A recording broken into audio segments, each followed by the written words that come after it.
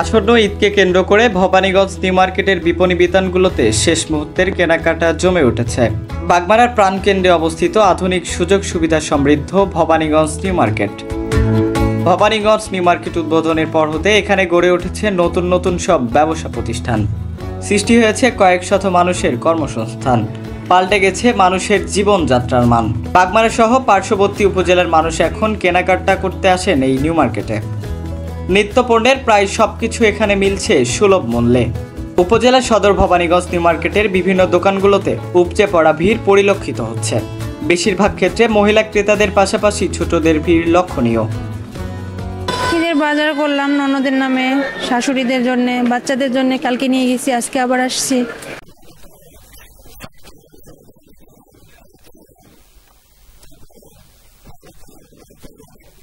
বিক্রেতারা বলছেন রোজার শুরুতে তেমন বিক্রি হয়নি, এখন আগের চেয়ে ক্রেতার সংখ্যা বেড়েছে। অন্য বছরের মতো এবার পোশাকের দাম তেমন বৃদ্ধি পায়নি।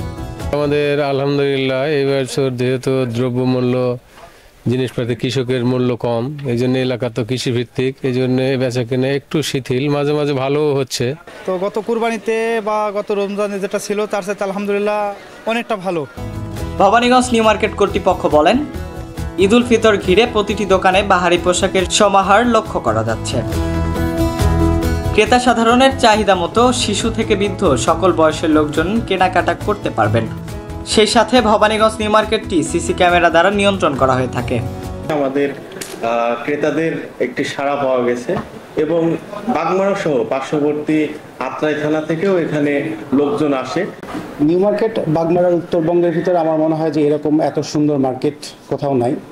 তো সেক্ষেত্রে আমাদের এখানে পর্যাপ্ত পরিমাণে গাড়ি পার্কিংয়ের ব্যবস্থা আছে।